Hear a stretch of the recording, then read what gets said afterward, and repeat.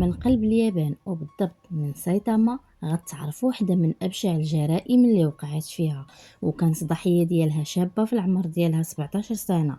واللي زاد شهر هاد الجريمة هادي هي القساوة ديالها والمدة ديال الاحتجاز ديالها، الشي اللي خلاها تخلى صدمة كبيرة عند الشعب الياباني. قبل ما نبدا معكم القضية نقول لكم مرحبا بكم معايا في قناتي قناة موربيديا. معكم عليا. نبداو القضية ونقول بسم الله. سنة 1988 شهر 11 نهار 25 واحد الشابة كانت راجعة من الخدمة لدارهم، تعرض لها واحد الشاب قال لها يلا نوصلك لداركم. ركبت معاه على اساس انها غادا تمشي لدارهم، ولكن اللي ما عرفتش كانت هذيك اخر لحظة اللي عمرها ما غتشوف فيها لا دارهم ولا غتوصل لها. وهذاك الشيء اللي غادي يوقع ليها من بعد ما يقدرش تصوروا الدماغ. والقضية ديال اليوم على جونكو فوروتا. وقبل ما نتعرفوا على اشنو غادي يطرا في هذه القضيه هذه، نتعرفوا على جونكو فوروتا. شكون هي جونكو فوروتا؟ شابه يابانيه في العمر ديالها 17 سنه. كان زادت سنه 1971 شهر واحد نهار 18. كانت كتقرا في ثانويه ميساتو بمحافظه سايتاما.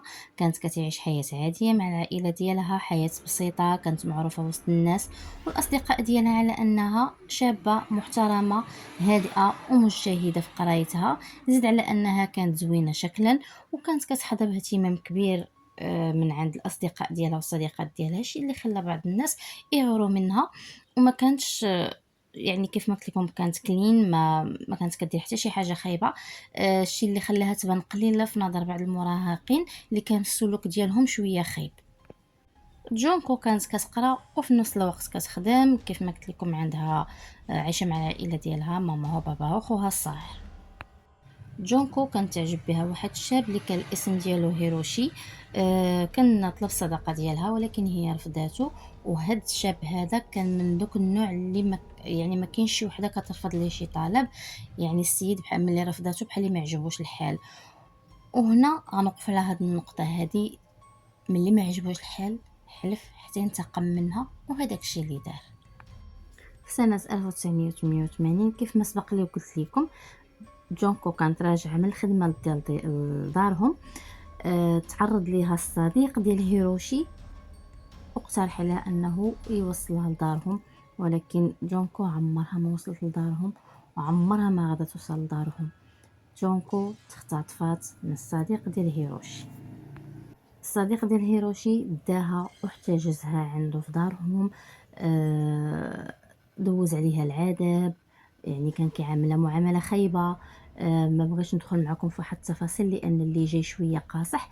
في هاد المده هذه اللي بقى حابسها عنده في الدار، بزز عليها انها تتصل بوالديها وتقول لهم على انها راه هربات وما بقاتش تبغى ترجع. انها عايشه بخير وما يحاولوش يتصلوا بها باش والدين جونكو ما يحاولوش يمشيو للبوليس ويبلغوا على الاختفاء ديال جونكو. وفعلا هذاك الشيء اللي دارت جونكو، عيطت على الوالدين ديالها، هضرت معاهم وخلاتهم ما يمشيوش للبوليس ويتصلوا على اساس انها راه مشات عند صاحبتها غتعيش مع صاحبتها، مع العلم ان والديها عارفينها انها ما يمكنش دير هذاك التصرف. مي كيقولوا خلاوها على خاطرها حتى ترجع. حيت شنو دار الصديق ديال هيروشي؟ كان خدا الدفتر ديال المذكرات ديالها وخدا العنوان ديال دارهم، ولا كيهددها انها الا دوات غيقتل ليها عائلتها. الولد اللي كان خطف جونكو كان الاسم ديالو نوبوهارو مينانو. الاسماء ديالهم راه شويه قاصحين، يعني كنعتذر الا نطقت شي اسم ماشي هو هذاك. مهم، هاد الولد هذا اللي خطف جونكو كانوا جاو عند والديه باش يزوروه، كانت عندهم شي مناسبه. وكان قال جونكو على انها تصرف عادي وما تبين حتى شي حاجه. وتقول لهم يعني حتى لا سولوها الوالدين ديال نوبوهارو قال لها باش تقول لهم على انها الحبيبه ديال صاحبه. وطبعا هادشي كله اللي قالوا ليها نوبوهارو هيرو عفوا جونكو غادا ديرو وتحت التهديد، يعني ما عندهاش الحق دير ما عندهاش الحق دير اي تصرف. كيف ما قلت لكم دارت هادشي تحت التهديد، ولكن مع الوقت ولا واضح انها مختطفه ومحبوسه في هذيك الدار. ولكن لو بيغ في هادشي هما ان الوالدين ديال نوبوهارو ما قدروش يقولوها للبوليس، وعارفوا على ان جونكو راه مختطفة، وهداك الشيء اللي كيدوز عليها في هاديك الدار ما قدروش يمشيو للبوليس ويقولوه علاش، حيت ملي قالوا ليهم، عفوا ملي قالت لهم انها راه الصديقه ديال هيروشي، وهما اصلا كاملين واحد الرباعه ديال هيروشي ومنهم العائله ديال نوبوهارو، كانوا كيخافوا من هيروشي اللي ينتقم منهم، لانه كان معروف بعلاقاته مع واحد المجموعه كان الاسم ديالها ياكوزا.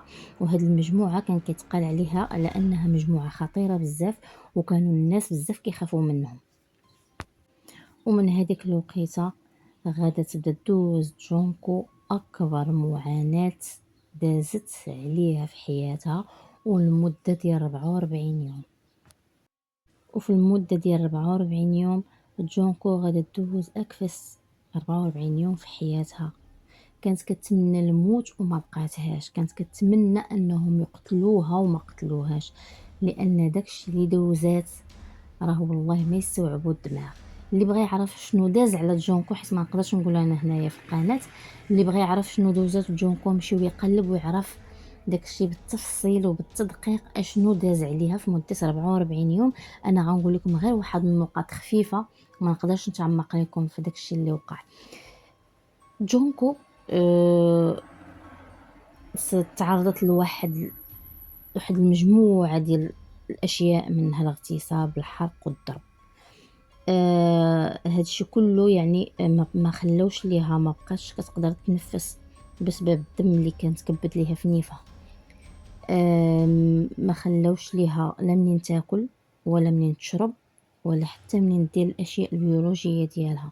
ما خلاوش ليها علاش تمشى ولا باش حتى تشد بيديها، ما بقاش كتقدر تهدر. ما خلاوش ليها بلاصه صحيحه في الجسم ديالها، لا من الداخل ولا من برا. لي زورغان ديالها كاملين تخربقوا ليها.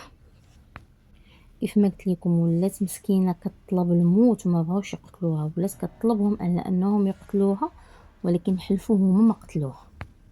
وطبعا شكون اللي دار هادشي؟ هما واحد الربعه ديال الصحاب، نوبوهارو وهيروشي وواحد جوج واحد اخرين.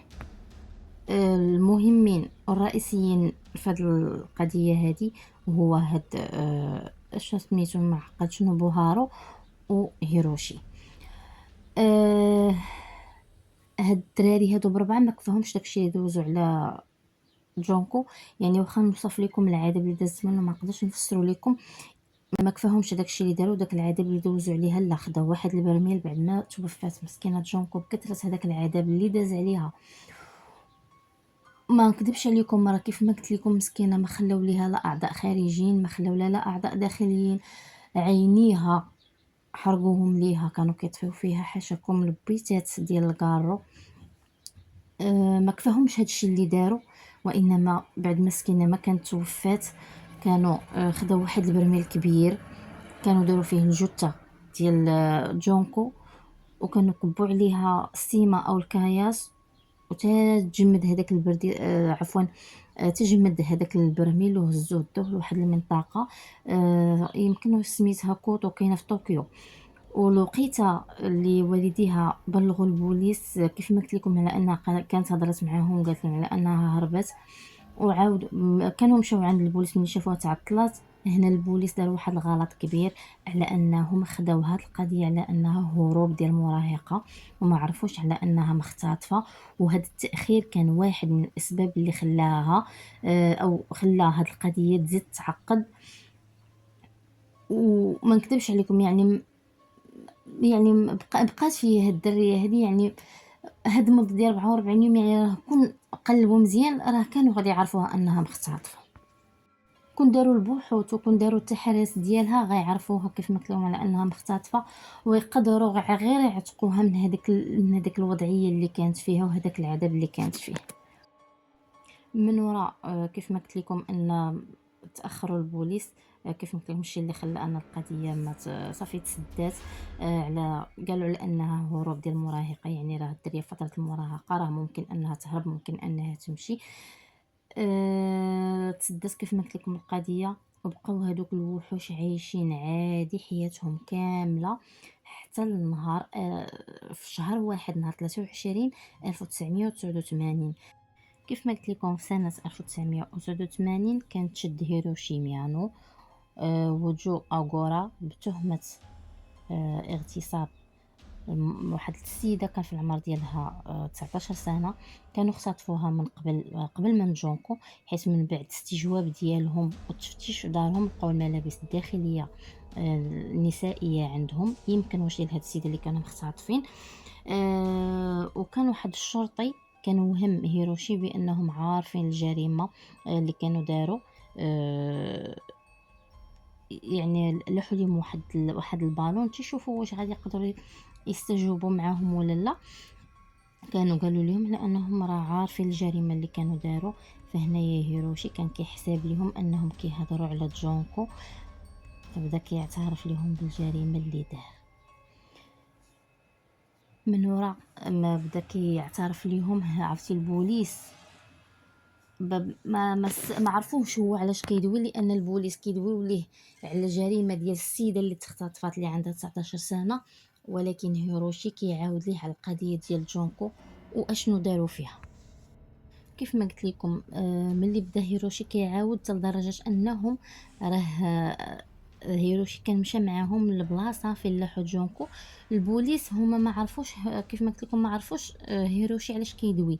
مشاو معاه على اساس انها راه السيده اللي عندها 19 سنه هما اللي قتلوها. ولكن ملي مشاو كيف ما قلت لكم مشاو مع هيروشي على اساس ان هذيك السيده اللي عندها 19 عام، حتى كيلقاو الجثه ديال جونكو في هذاك البرميل. حتى لدرجه ان البوليس نساو القضيه ديال هذيك السيده اللي عندها 19 عام ملي شافوا هذيك الحاله اللي كاينه فيها جونكو وفين كانت جونكو مدفونه. يعني راه قلت لكم راه داروها في برميل وكبوا عليها السيمه اولا ما نعرف الكاياس ولاحوها في واحد البلاصه بعيده. يعني راه كل ما كانتش هاد القضيه ديال الاختطاف ديال هاد السيده اللي عندها 19 سنه، مع العلم انها راه كان عندها وليد، كل ما كانت السيده عمرها ما غتعرف القضيه ديال عفوا ديال جونكو. يعني بسبب هاد القضيه هذه قضيه داتهم القضيه اخرى وخلاو ان هيروشي يعترف بالجرائم اللي دار قبل ومنهم جريمه ديال جونكو. الوقيته كيف ما قلت لكم ملي تعرفت هاد الجريمه هذه فبداو التحقيقات، ومنهم بداو كيبانوا بزاف ديال الخيوط في هاد القضيه هذه، الشيء اللي غيخلي هاد القضيه هذه تفتح فيها واحد الباب ما بقاش تسد. حتى جر معاه اللي بقى من المجرمين هذاك هيروشي، جر معاه صحابه بثلاثه اللي كانوا بقاو، مع العلم انهم كلهم بربعه بيهم كانوا قصيرين. والمحكمه حاولت ما تعطيش او تطمس الاسماء ديالهم، ولكن خرج واحد الصحفي من مجله شوكان بونشون هو اللي كان خرج الاسماء ديال المجرمين بربعه، وقال على ان داكشي اللي داروا في جونكو وفوروتا ما بقاش عندهم الحق او ما بقوش كيستحقوا اللي دافع عليهم او حتى على حقوقهم الانسانيه. يعني من وراء هاد الجريمه هذه اللي داروا، يعني ما نكذبش عليكم حشومه عليهم. يعني داروا هذيك السيده هذيك الحاله ما عرفتش مسكينه بكثره هذاك العذاب ولات كطلبهم يقتلوها، ولاد الحرام حلفوا هما اللي قتلوها. بقات مسكينه حتى ماتت بهذاك العذاب اللي عاشوا. نرجع لهيروشي، الوقيته اللي بدا البوليس باش يشوفوا الجثه كيف ما قلت لكم، ولقاو البوليس لقاو فعلا هذاك البرميل وفيه الجثه ديال جونكو. في النهار الثاني من التقلب، حيت بقاو كيقلبوا راه ما لقاوش في هذيك البلاصه. يعني ما عرفوش بالضبط فين كاين. هرسوا هذاك البرميل وجبدوا الجثه، ولكن مسكينه لقاوها حالتها. عاد عرفوا داك العذاب اللي دازت منه، وجهها مشوه لدرجه كيصعب التعرف عليها. يعني ما تعرفوا عليها غير من خلال البصمات تبعانها. وتبين بالتحاليل والمعاينه ديال الجثه انها كانت حامله، واخا كان الرحم ديالها راه كان متضرر بزاف. هاد القضيه هذه ما عرفتش واش بصح ولا لا، حيت المهم ملي كنت كنقلب لقيت هاد القضيه على انها راه كانت حامله، راه مع العلم ان راه الرحم ديالها كيف ما قلت لكم راه متضرر لدرجه كبيره. تشد جو اغورا بتهمه الاعتداء الجنسي ديال جوج ديال الضحايا، وتشد ياسوشي واتاناب ونوبوهارو ميناتو وتشد الشقيق ديالو اللي قلت لكم انه في الاول ملي كان اختطف جونكو كان جاو عنده العائله ومنهم الاخ ديالو، لانهم كانوا هكا يعرفوا اشنو كيدوز على هذيك البنت وعارفين اشنو طاري ليها وما قدروش كيف ما قلت لكم يمشيو يقولوها للبوليس لانهم كانوا كيخافوا من هيروشي. الوالد ديال جونكو ملي سمعوا هادشي وعرفوا التفاصيل وداكشي اللي طرا لبنتهم، يعني راه ولات عندهم واحد الحاله نفسيه مكفسه بزاف، لدرجه راه ولات الام ديالها مسكينه بكثره هذاك الاعصاب النفسيه وهذاك المرض النفسي اللي سمعوا داك الخبر على بنتهم، مسكينه ولات كطيح وولات كتعالج عند الطبيب النفسي بسبب هادشي اللي وقع للبنت ديالها.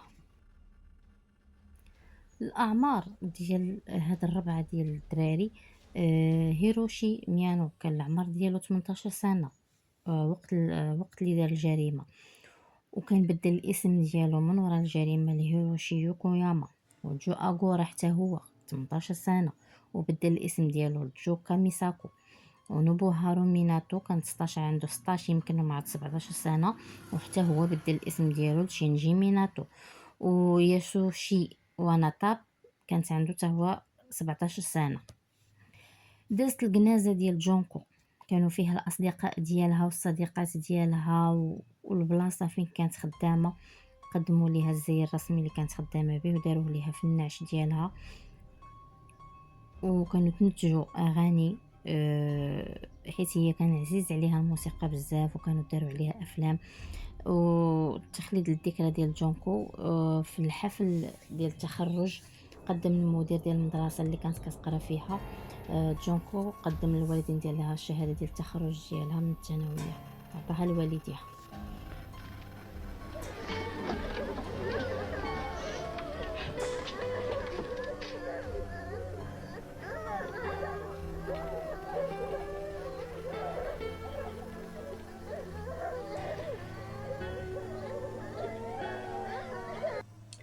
بالنسبه للمحاكمه ما عرفتش، انا بان ليا حق جونكو ضاع بزاف، مي انا ما غاداش ما عرفتش.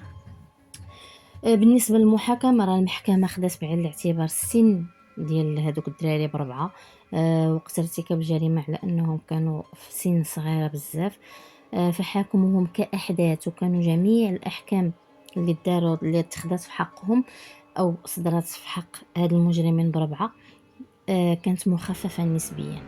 هيروشي ميانو كانت تحكم عليه ب17 سنه ودار الاستئناف، والقاضي رفض وزاد ليه في الحكم من 17 دوزها ليه ل20 سنه، يعني دوز 17 ما دوز 17 كامله وقيله، واش كان دوزها ولا ما دوزهاش كامله، مهم كان في الحبس الوقيته اللي دار الاستئناف القاضي رفض وزادوا 20 سنه.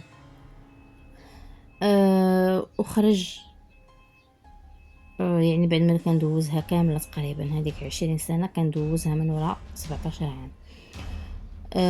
جو اغورا تحكم عليه بشي 8 سنين، خرج في سنه 1999 وعاود رجع ليه في 2004 بتهمه ضرب شي راجل قال كان كيتبسل على صاحبته. تشينجي ميناتو تحكم عليه 9 سنين، وياسوشي واناتاب ب7 سنين، والاحكام كلها كيف ما قلت لكم قبل كانت مخففه بالنسبه للسن ديالهم. والمحكمه كيف ما قلت لكم حاولت ما تبينش وجههم، ولكن الراي العام الياباني والعالمي كان عنده راي اخر وما عجبهمش الحكم حيت كان مخفف، والجونات وحتى الجونات راه كانوا اعترفوا بالايذاء الجسدي المؤدي للموت، ومع ذلك راه ما خداوش داك الحكم اللي المفروض انهم يتخاد. ومسكينه وهما راه خرجوا وعاشوا حياتهم، ولكن راه كانوا سبب في الموت بزاف ديال، ما نكذبش عليكم راه بالنسبه للروح ديال جونكو راه بزاف، يعني مسكينه باش تموت بهذيك الطريقه البشعه بهذيك الوحشيه راه خايبه وخايبه بزاف. هاد ربعه ديال المجرمين دابا عايشين خارج السجن، عفوا عايشين حياتهم عاديه طبيعيه ما فيها يعني كانوا سبب في الموت ديال واحد الطفلة بريئة مسكينة، وكانت يلاه بادية الحياة ديالها، يلاه كتقول بسم الله باش تبدا الحياة ديالها، وكانوا هما السبب باش أنها مسكينة توفات بهذيك الطريقة الوحشية. كنت قريت في واحد المقال على أن الوالدين ديال ميانو كانوا مشاو عند العائلة ديال جونكو وعطوهم شي تعويض مالي كبير، يمكن شي 50 مليون ين. واخا يعطيوهم الدنيا كاملة عمرها ما غترد لهم البنية اللي ماتت، وعمرهم ما يقدروا ينساو الوضع الوحشي والوضع الكارثي والوضع المأساوي اللي دازت منه هذيك البنية هذيك.